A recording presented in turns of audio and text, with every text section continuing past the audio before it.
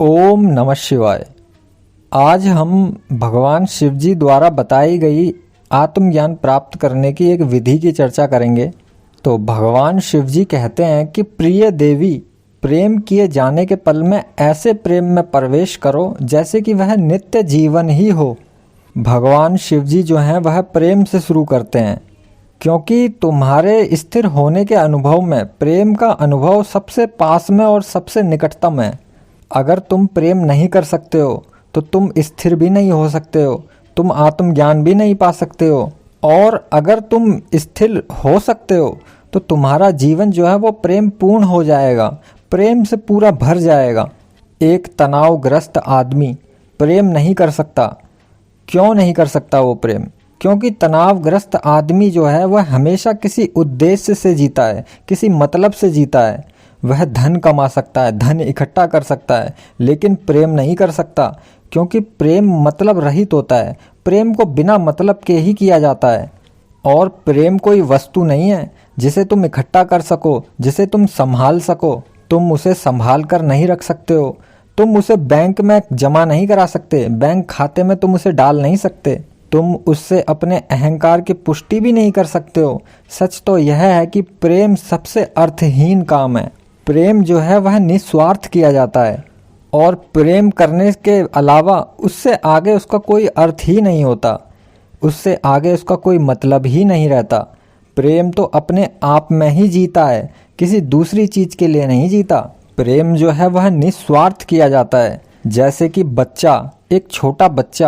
एक छोटा बच्चा टॉफ़ी से प्यार करता है, चॉकलेट से प्यार करता है, लेकिन वो छोटा बच्चा उस चॉकलेट से यह उम्मीद नहीं रखता कि यह चॉकलेट भी मुझे बदले में प्यार करे। तो वह बच्चा जो है बस प्यार करता है चॉकलेट से, टॉफ़ियों से प्यार करता है, लेकिन वह टॉफ़ी से, चॉकलेट से यह उम्मीद नहीं करता कि बदले में टॉफ़ी और चॉकलेट भी मुझे प्यार करे। तो प्रेम ऐसे ही निस्वार्थ किया जाता है। तुम पैसा कमाते हो, धन कमाते हो, किसी मतलब से कमाते हो, वह एक साधन नहीं है। तुम मकान बनाते हो, किसी के रहने के लिए बनाते हो, वह एक साधन है। प्रेम साधन नहीं है। तुम क्यों प्रेम करते हो? तुम क्यों किसी से प्यार करते हो? किसके लिए प्रेम करते हो? किसके लिए प्यार करते हो? प्रेम अपना लक्ष्य अपने आप में ही है। यह कारण यह है कि हिसाब किताब रखने वाला जो मन है वह तार्किक मन, मतलब की भाषा में सोचने वाला मन प्रेम नहीं कर सकता। जो व्यक्ति, जो मन मतलब के लिए प्रेम करता है वह कभी भी प्रेम नहीं कर सकता, क्योंकि प्रेम जो है वह स्वार्थ में नहीं किया जाता। प्रेम जो है वह निस्वार्थ ही किया जाता है। प्रेम करने पर बदले में कुछ पाने की भावना बिल्कुल भी नहीं रखी जाती। प्रेम जो है वह निस्वार्थ ही किया जाता है। ये नहीं है कि मैं आपसे प्रेम करता हूँ तो मुझे वो चीज़ चाहिए इसलिए मैं आपसे प्रेम करता हूँ। प्रेम जो है निस्वार्थ किया जाता है। मतलब के लिए तो दूसरी चीज़ें की जाती हैं, और जो मन मतलब की भाषा में सोचता है और सिर्फ मतलब से ही जीता है और मतलब से ही सब लोगों से मतलब रखता है, वह हमेशा तनावग्रस्त रहता है, वह हमेशा चिंता परेशानी में जीता है। क्योंकि मतलब जो है वो हमेशा भविष्य से जुड़ा हुआ होता है। मतलब जो है वो भविष्य में ही पूरा किया जा सकता है, और यहाँ और अभी तो प्रेम ही होता है सिर्फ, और मतलब हमेशा जो है भविष्य से जुड़ा हुआ होता है। देखो, तुम एक मकान बना रहे हो, तुम उसमें अभी नहीं रह सकते हो, पहले आपको मकान बनाना पड़ेगा और फिर भविष्य में ही जाकर तुम उसमें रह सकते हो। अभी आप नहीं रह सकते उसमें, क्योंकि वो अभी मकान बन रहा है। तुम धन कमाते हो, बैंक बैलेंस जो भी आप बनाते हो, पैसा कमाते हो, वह भी आप भविष्य के जीवन को अच्छा बनाने के लिए कमाते हो। धन, बैंक बैलेंस आप वो भी भविष्य के लिए ही करते हो, संजोहित जो भी करते हो आप भविष्य के लिए ही करते हो। अभी आप साधन को इकट्ठा कर सकते हो, साधन का उपयोग भी कर सकते हो, साध्य भविष्य में ही आएंगे। जो पैसा आपने अभी इकट्ठा किया है भविष्य में वो आपको काम आएगा। जो घर आप अभी बना रहे हो भविष्य में आप उसमें रहोगे। लेकिन प्रेम तो हमेशा वर्तमान में ही होता है, अभी और यहीं होता है। प्रेम का कोई भविष्य नहीं होता, और यही वजह है कि प्रेम ध्यान के इतने करीब माना जाता है, और इतने करीब ही है प्रेम। प्रेम के जरिए ही अनंत साधक लोग जो हैं आत्मज्ञान को पा चुके हैं, और अनंत साधक आत्मज्ञान को पाएंगे भी, क्योंकि प्रेम जो है वह ध्यान के बहुत ही करीब होता है, और मतलब और स्वार्थ ध्यान से बहुत दूर होता है, बहुत दूर। और यही वजह है कि मृत्यु जो होती है वो भी ध्यान के बहुत करीब होती है, क्योंकि मृत्यु भी यहीं होती है, वर्तमान में होती है, अभी होती है। किसी व्यक्ति की मृत्यु भविष्य में घटित नहीं होती है, वह हमेशा वर्तमान में ही घटित होती है। क्या तुम भविष्य में मर सकते हो? कोई व्यक्ति भविष्य में मर सकता है? वह हमेशा वर्तमान में ही मरता है। कोई कभी भविष्य में ना तो मरा है और ना ही भविष्य में कभी मर सकता है, वह हमेशा वर्तमान में ही मरता है। और वैसे भी सोचने की बात है कि कोई अतीत में भी मर सकता है क्या? कोई अतीत में मर सकता है या कोई भविष्य में मर सकता है? क्या कोई कभी अतीत में मर चुका है या मरा है? कोई ऐसा व्यक्ति है जो अतीत में अपने भूतकाल में मर चुका हो और वो अब मौजूद हो? इसलिए भूतकाल में और भविष्य काल में कभी किसी का मरना नहीं होता। मरना तो हमेशा वर्तमान काल में ही होता है। और देखा जाए तो भूतकाल तो जा चुका है और भविष्य काल अभी आया ही नहीं है, इसलिए भविष्य काल में कैसे मरोगे? भूतकाल तो जा चुका, उसमें तो आप मरे नहीं हो, और भविष्य काल अभी आया ही नहीं है, तो उसमें कैसे मरना हो पाएगा संभव? इसलिए मृत्यु हमेशा वर्तमान काल में ही होती है। और केवल मृत्यु ही नहीं, प्रेम भी और ध्यान भी, ये तीनों चीज़ें जो हैं वर्तमान काल में ही घटित होती हैं। प्रेम, मृत्यु और ध्यान, ये तीनों चीज़ें वर्तमान काल में ही घटित होती हैं। ये तीनों चीज़ें भूतकाल में या भविष्य काल में नहीं घटती हैं, ये तीनों चीज़ें वर्तमान काल में ही घटती हैं। और जो व्यक्ति मृत्यु से डरता हो, अपनी मौत से डरता हो, वो कभी भी किसी से प्रेम नहीं कर सकता। और जो व्यक्ति हमेशा मृत्यु से डरता है, अपनी मौत से डरता है, वो हमेशा डर में ही जीता है, हमेशा भयभीत ही रहता है। और यही वजह है कि वो कभी इस डर के कारण ध्यान नहीं कर सकता, उसका ध्यान कभी लग ही नहीं सकता, और ना ही वो कभी किसी से प्रेम कर सकता है। क्योंकि प्रेम करने के लिए आपको सारे स्वार्थों को त्यागना पड़ता है और निस्वार्थ बनना पड़ता है। लेकिन व्यक्ति लोग तो स्वार्थी हैं। हर व्यक्ति किसी से प्रेम भी करता है या किसी से मतलब भी रखता है तो वो किसी फ़ायदे के लिए रखता है, जिससे उसका फ़ायदा हो रहा हो। बगैर फ़ायदे के कोई किसी से बात करना भी पसंद नहीं करता, तो कोई किसी से प्यार क्या कर पाएगा? कहने को लोग कह देते हैं कि मैं आपसे बहुत प्रेम करता हूँ, बहुत प्रेम करता हूँ, लेकिन देखा जाए तो उस प्रेम के पीछे भी उसका कोई फ़ायदा जुड़ा हुआ होता है। वो फ़ायदा शारीरिक भी हो सकता है, मानसिक भी हो सकता है, या कैसे भी हो सकता है। वो क्या पता वह जो व्यक्ति है जो कहता है कि मैं आपसे बहुत प्रेम करता हूँ, क्या पता वह प्रेम उससे नहीं उसके शरीर से करता हो, क्या पता वह प्रेम उससे नहीं उसके धन से करता हो, उसकी संपत्ति से करता हो। तो स्वार्थी व्यक्ति कभी किसी से प्रेम नहीं कर पाता है, क्योंकि प्रेम हमेशा निस्वार्थ ही होता है। और जो व्यक्ति ध्यान करने से डरता है, ध्यान से डरता है, तो उस व्यक्ति का तो पूरा का पूरा जीवन बेकार ही हो जाता है। लेकिन किसी प्रयोजन के अर्थ में जीवन जो है वो व्यर्थ नहीं होता। वह व्यर्थ इस अर्थ में होगा कि तुम्हें उसमें किसी आनंद का एहसास ही नहीं होगा। जीवन एकदम अर्थहीन होगा। देखो, इन तीनों को, प्रेम को, ध्यान को और मृत्यु को एक साथ रखना अजीब लगेगा, थोड़ा अजीब सा है, लेकिन वे अजीब ही हैं। लेकिन वे अजीब हैं नहीं, वे तीनों एक समान ही अनुभव हैं। प्रेम, ध्यान और मृत्यु, ये तीनों एक समान ही अनुभव हैं। इसलिए अगर कोई भी व्यक्ति इन तीनों में से एक में प्रवेश कर जाता है, यानी कि कोई ध्यान में प्रवेश कर जाता है, या प्रेम में प्रवेश कर जाता है, या मृत्यु में प्रवेश कर जाता है, तो इन तीनों में से अगर कोई भी व्यक्ति एक में भी प्रवेश कर जाता है तो वो बाकी बचे दो शेषों में भी अपने आप ही प्रवेश कर जाएगा।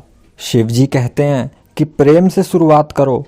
प्रिय देवी, प्रेम किए जाने के पल में प्रेम में ऐसे प्रवेश करो जैसे कि वह नित्य जीवन ही हो। देखो, इसका अर्थ हुआ क्या, इसका अर्थ है क्या? कई चीज़ें जो होती हैं, जब एक तुम्हें प्यार किया जाता है तो अतीत खत्म हो जाता है और भविष्य भी नहीं बचता उसका। तुम वर्तमान काल में गति कर जाते हो, वर्तमान काल में प्रवेश कर जाते हो। क्या तुमने कभी किसी को प्रेम किया है? सच्ची बताना, क्या आपने कभी किसी से प्रेम किया है? यदि कभी किया है तो जानते होंगे कि उस पल में मन नहीं होता, मन जो है वह अमन हो जाता है। और यही कारण है कि तथाकथित बुद्धिमान लोग कहते हैं कि प्रेम जो है वह अंधा होता है, प्रेमी जो है वह अंधे होते हैं। क्योंकि प्रेमियों के पास में मन नहीं रहता। जो भी व्यक्ति सच्चा किसी से प्रेम करता है तो वो अमन हो जाता है, वो मन नहीं रहता उसके साथ में, वह शून्य मन हो जाता है और पागल हो जाता है। कह सकते हैं कि वह पागल हो जाता है। लेकिन देखा जाए तो क्या ये सब कुछ सच कहते हैं? प्रेमी इस अर्थ में अंधे होते हैं कि भविष्य में क्या होगा ये देखने के लिए उनके पास में आंखें ही नहीं बचती। वे अंधे हो जाते हैं, भविष्य की चिंता वो बिल्कुल नहीं करते हैं। और भविष्य तो भविष्य, वह अतीत में जो कुछ हुआ है वह उसकी भी चिंता नहीं करते। तो जो व्यक्ति भविष्य के बारे में और अतीत के बारे में सोचना छोड़ दे और वर्तमान काल में स्थिर हो जाए, तो क्या ऐसे लोगों को आप अंधे कहोगे? देखा जाए तो प्रेमियों को ये क्या हो जाता है, वे अभी और यहीं में ही जीते हैं और वर्तमान काल में सरक आते हैं वो, और अतीत और भविष्य की तो उनको बिल्कुल चिंता ही नहीं रहती। और इसी कारण उनको अंधा कहा जाता है, क्योंकि वो भविष्य के बारे में नहीं सोचते हैं, वो अतीत के बारे में कभी भी सोचते नहीं हैं। तो इसी कारण उनको अंधा कहा जाता है कि वे अंधे हो जाते हैं। प्रेम तो अंधा है, अंधा कर देता है। देखो, हम समय को 3 हिस्सों में बांटते हैं। पहला है भूतकाल, दूसरा है भविष्यकाल और तीसरा है वर्तमान काल। और देखा जाए तो यह विभाजन जो है वह गलत है, हमेशा गलत ही है। देखा जाए तो केवल भूत और भविष्य ही समय है, वर्तमान समय का हिस्सा नहीं है। वर्तमान जो है वह शाश्वत का हिस्सा है, जो हमेशा से था और हमेशा से है। जो समय बीत जाता है उसको तुम समय कह सकते हो, क्योंकि वो भूतकाल का हिस्सा हो चुका है। और जो समय आने वाला है वह समय होगा कि वह समय आने वाला है। लेकिन जो है वह समय है ही नहीं, क्योंकि वह कभी बीतता ही नहीं है। वर्तमान काल कभी भी नहीं बीतता, वह हमेशा है, वह हमेशा रहेगा। यह कभी ना खत्म होने वाला शाश्वत है। अगर तुम अतीत से चलोगे, भूतकाल से चलोगे, तो तुम कभी भी वर्तमान में नहीं आते हो। अतीत से ही तुम हमेशा भविष्य में यात्रा कर जाते हो, सीधे भूतकाल से सीधे भविष्यकाल की सोचते हो। उसमें कोई पल नहीं आता जो वर्तमान काल का हो। तुम अतीत से सदा भविष्य में ही चले जाते हो, भविष्य के बारे में ही सोचते हो। और जो व्यक्ति वर्तमान काल में ठहर जाता है, वर्तमान काल में सोचता है, तो वही नित्य जीवन जीता है। इसे तुम इस तरह भी कह सकते हो कि अतीत से भविष्य तक समय है। समय का अर्थ है कि तुम समतल भूमि पर और सीधी रेखा में गति करते हो, या हम उसे क्षितिज भी कह सकते हैं। और जिस क्षण तुम वर्तमान में होते हो, आयाम बदल जाता है। तुम्हारी गति जो है वो ऊर्ध्व गति हो जाती है, ऊपर की ओर आप चढ़ने लगते हो, ऊपर नीचे हो जाती है। तुम ऊपर से नीचे कहीं भी जा सकते हो, लेकिन तुम्हारी गति जो है वह हमेशा समतल ना रही अब। और जितने भी महान पुरुष हैं, जितने भी ज्ञानी पुरुष हैं, यहाँ तक कि भगवान शिव जी समेत समस्त ज्ञानी पुरुष जितने भी हैं, वह शाश्वत में ही निवास करते हैं। वह समय में निवास नहीं करते, वह वर्तमान काल में निवास करते हैं, जो हमेशा से शाश्वत है और जो हमेशा से शाश्वत ही था। तो देखा जाए तो प्रेम जो है वह पहला दरवाजा है। इसके द्वारा तुम समय के बाहर निकल सकते हो। समय से तुम बाहर निकल जाओगे तो आप मृत्यु को भी जीत लोगे, क्योंकि मृत्यु जो है वह हमेशा उन लोगों की होती है जो भूतकाल और भविष्य काल में जीते हैं। जो वर्तमान काल में जीते हैं उन लोगों की कभी भी मृत्यु नहीं होती। और यही कारण है कि हर व्यक्ति चाहता है मृत्यु से मुक्ति, हर व्यक्ति चाहता है कि उसकी मृत्यु कभी भी ना हो। और यही कारण है कि हर व्यक्ति वर्तमान काल में ठहरना चाहता है, वर्तमान काल में स्थिर होना चाहता है। और यही वजह है कि हर किसी को पता है कि वर्तमान काल में ठहरने के लिए जो है वह प्रेम सबसे अच्छा रास्ता है। और यही कारण है कि हर आदमी जो है प्रेम करना चाहता है, हर आदमी प्रेम करता है। और देखा जाए तो कोई यह जानता भी नहीं है कि प्रेम क्या है, प्रेम की इतनी महिमा क्यों गाई जाती है, प्रेम आखिरकार है क्या, यह कोई भी नहीं जानता। लेकिन बिगर जाने ही प्रेम की इतनी गहरी चाहत मन के अंदर होती है। तो यह चाहत आखिरकार है क्यों, ऐसी इतनी चाहत मन के अंदर क्यों पैदा होती है प्रेम पाने की। लेकिन जब तक तुम यह ठीक से समझ नहीं लोगे कि प्रेम आखिरकार है क्या, तब तक तुम ना तो प्रेम कर सकते हो और ना ही कुछ कभी किसी को पा सकते हो। क्योंकि इस धरती पर प्रेम जो है वह सबसे गहन से गहन घटना है। प्रेम जो है वह अनंत के द्वार खोल देती है और जो वास्तविक अस्तित्व होता है उसको शाश्वत से जोड़ देती है, जो कभी भी खत्म होने वाला नहीं है। इसलिए प्रेम को जो है द्वार कहा गया है। कि यह वह दरवाज़ा है जो वर्तमान काल में से होके जाता है और शाश्वत जीवन से जोड़ता है। देखो, अगर आपने कभी किसी से सच्ची में हकीकत में ही प्रेम किया हो तो प्रेम को ध्यान की विधि बनाया जा सकता है। यह विधि है कि हे प्रिय देवी, प्रेम किए जाने के क्षण में प्रेम में ऐसे प्रवेश करो जैसे कि यह नित्य जीवन ही हो। और अगर कोई व्यक्ति किसी से निस्वार्थ प्रेम करने लग जाता है तो प्रेम अचानक तुम्हारा आयाम बदल देता है। तुम समय से बाहर हो जाते हो। फिर तुम्हारे सामने मृत्यु जैसी कुछ चीज़ नहीं रह जाती। अब मृत्यु का भय जो है वह आपके जीवन में से नष्ट हो जाता है। तुम शाश्वत के सामने खड़े हो जाते हो। देखो, प्रेम जो है वह गहरा ध्यान बन सकता है और कभी कभी प्रेमियों ने तो वह जाना भी है जो संतों ने कभी भी नहीं जाना। कभी कभी प्रेमियों ने उस केंद्र को छुआ है जो अनेक योगी भी नहीं छू पाते हैं। प्रेम एक अलग तरीके का जगत है, एक अलग तरीके की आयाम है और प्रेम जो है वह एक अलग तरीके की जगत की यात्रा पर लेके जाता है। अगर यह यात्रा क्षणिक ना रहे, अगर यह यात्रा ध्यान पूर्वक हो जाए, अगर कोई व्यक्ति ध्यान पूर्वक प्रेम करे, अर्थात अगर तुम अपने को बिल्कुल भूल जाओ और प्रेमी और प्रेमिका में विलीन हो जाओ और केवल प्रेम में प्रभावित होता रहे, तो शिव जी कहते हैं शाश्वत जीवन तुम्हारा है। देखो, यह विधि इतनी कठिन नहीं है क्योंकि प्रत्येक व्यक्ति जो है वह प्रेम करता है। कोई व्यक्ति यह मानने को तैयार नहीं है कि हम प्रेम नहीं करते, क्योंकि हर व्यक्ति ये मन में सोचता है कि मैं प्रेम क्यों नहीं करता। मैं तो प्रेम करता हूँ, मैं अपने बच्चों से प्रेम करता हूँ, मैं अपनी बीवी से प्रेम करता हूँ, मैं अपनी गर्लफ्रेंड से प्रेम करता हूँ, मैं अपने टीचरों से प्रेम करता हूँ, मैं अपनी पड़ोसन से प्रेम करता हूँ, मैं अपनी भाभी से प्रेम करता हूँ। बहुत लोग हैं अन्य तरीके के प्रेम करते हैं, लेकिन वे सारे प्रेम जो होते हैं वो किसी न किसी मकसद के लिए प्रेम करते हैं। कोई अपनी गर्लफ्रेंड से प्रेम करता है उसके शरीर को पाने के लिए।